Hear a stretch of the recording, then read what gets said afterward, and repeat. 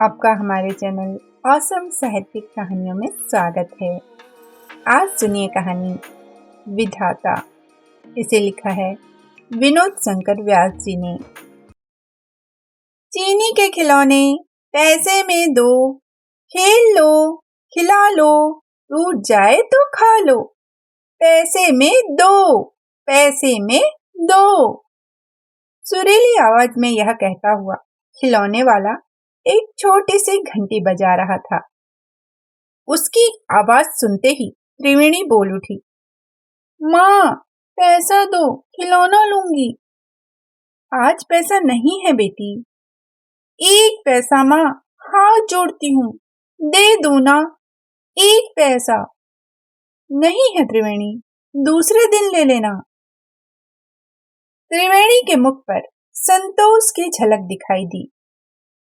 उसने खिड़की से पुकार कर कहा, ए खिलौने वाले, आज पैसा नहीं है, कल आना। उसकी माँ ने भुनभुनाते हुए कहा, चुप रह, ऐसी बात भी कहीं कही जाती है क्या? 3 वर्ष की त्रिवेणी की समझ में न आया, किंतु उसकी माँ अपने जीवन के अभाव का पर्दा दुनिया के सामने खोलने से हिचकती थी। कारण ऐसा सूखा विषय केवल लोगों के हंसने के लिए ही होता है। और सचमुच वह खिलौने वाला मुस्कुराता हुआ अपनी घंटी बजाकर चला गया। संध्या हो चली थी। लज्जावती रसोई घर में भोजन बना रही थी। दफ्तर से उसके पति के लौटने का समय था। आज घर में कोई तरकारी न थी, पैसे भी न थे। विजय कृष्ण को सूखा भोजन ही मिलेगा। लज्जा रोटी बना रही थी और त्रिवेणी अपने बाबूजी की प्रतीक्षा कर रही थी। माँ, बड़ी तेज भूख लगी है, कातर वाणी में त्रिवेणी ने कहा। बाबूजी को आने दो, उन्हीं के साथ भोजन करना, अब आते ही होंगे, लज्जा ने समझाते हुए कहा। कारण एक ही थाली में त्रिवेणी और विजय कृष्ण साथ बैठकर नित्य भोजन करते थे और उन दोनों के भोजन कर लेने पर उसी थाली में लज्जावती टुकड़ों पर जीने वाले अपने पेट की ज्वाला को शांत करती थी। जूठन ही उसका सुहाग था। लज्जावती ने दीपक जलाया। त्रिवेणी ने आंख बंद कर दीपक को नमस्कार किया, क्योंकि उसकी माता ने प्रतिदिन उसे ऐसा करना सिखाया था। द्वार पर खटका हुआ। विजय दिन भर का थका लौटा। त्रिवेणी ने उछलते हुए कहा, माँ, बाबूजी आ गए। विजय कमरे के कोने में अपना पुराना छाता रखकर खूंटी पर कुर्ता और टोपी टांग रहा था। लज्जा ने पूछा, महीने का वेतन आज मिला ना? नहीं मिला, कल बटेगा, साहब ने बिल पास कर दिया है, हताश स्वर में विजय कृष्ण ने कहा। लज्जावती चिंतित भाव से थाली परोसने लगी। भोजन करते समय सूखी रोटी और दाल की कटोरी की ओर देखकर विजय न जाने क्या सोच रहा था। सोचने दो, क्योंकि चिंता ही दरिद्रों का जीवन है और आशा ही उनका प्राण। किसी तरह दिन कट रहे थे। रात्रि का समय था। त्रिवेणी सो गई थी। लज्जा बैठी थी। विजय कृष्ण ने गंभीर आकृति बनाते हुए कहा, देखता हूं इस नौकरी का भी कोई ठिकाना नहीं है। लज्जावती ने अपनी झुकी हुई आंखें ऊपर उठाकर एक बार विजय कृष्ण की ओर देखते हुए पूछा, क्यों, क्या कोई नई बात है? बड़ा साहब मुझसे अप्रसन्न रहता है। मेरे प्रति उसकी आंखें सदैव चढ़ी रहती हैं। मगर किस लिए? हो सकता है मेरी निरीहता ही इसका कारण हो। लज्जा चुप थी। 15 रुपए मासिक पर दिन भर परिश्रम करना पड़ता है। इतने पर भी ओह, बड़ा भयानक समय आ गया है। लज्जावती ने दुख की एक लंबी सांस खींचते हुए कहा। मकान वाले का 2 मास का किराया बाकी है।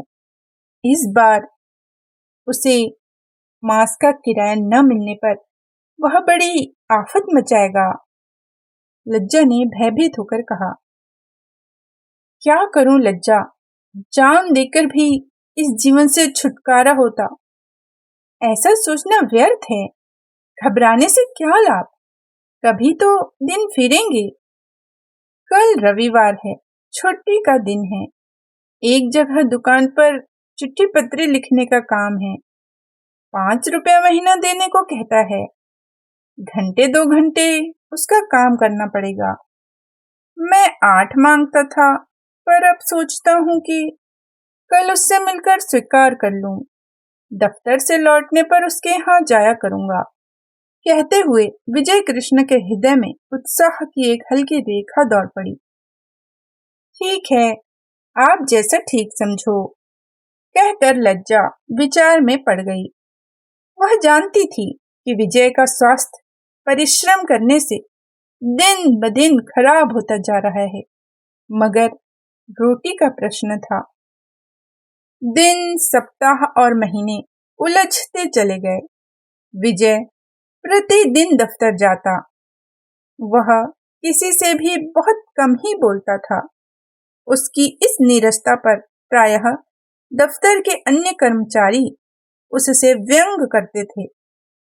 उसका पीला चेहरा और धंसी हुई आंखें लोगों के विनोद करने के लिए उत्साहित करती थी, लेकिन वह चुपचाप ऐसी बातों को अनसुनी कर जाता, कभी भी उत्तर न देता। इस पर भी सब उससे असंतुष्ट रहते थे। विजय के जीवन में आज एक अनहोनी घटना हुई। वह कुछ समझ न सका। मार्ग में उसके पैर आगे न बढ़ते थे। उसकी आंखों के सामने चिंगारियां झलमलाने लगीं। यह मुझसे क्या अपराध हो गया? कई बार उसने मन में यह प्रश्न किया। घर से दफ्तर जाते समय बिल्ली ने रास्ता काटा था। आगे चलकर खाली घड़ा दिखाई पड़ा था, इसलिए तो सब अपशकुनों ने मिलकर आज उसके भाग्य का फैसला कर दिया था। साहब बड़ा अत्याचारी है।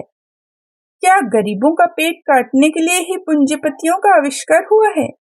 नाश हो इनका। वह कौन सा दिन होगा जब रुपयों का अस्तित्व संसार से मिट जाएगा। भूखा मनुष्य दूसरे के सामने हाथ न फैला सकेगा।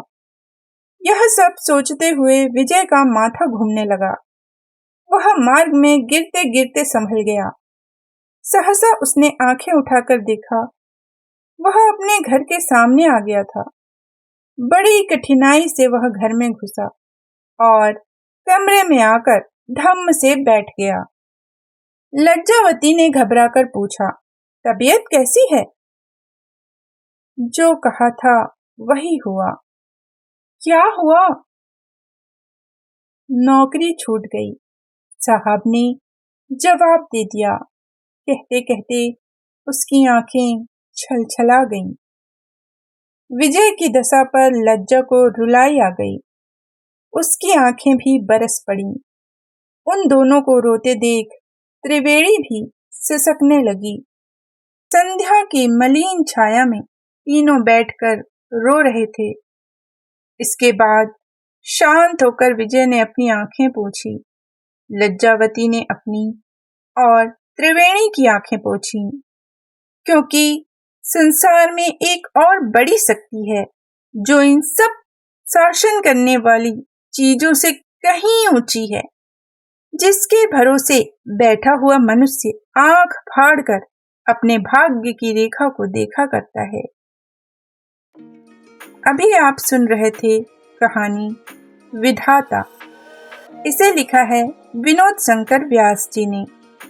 इसी तरह की और भी कहानियां सुनने के लिए हमारे साथ बने रहिएगा। फिर मिलते हैं एक नई कहानी के साथ। जय हिंद, जय भारत।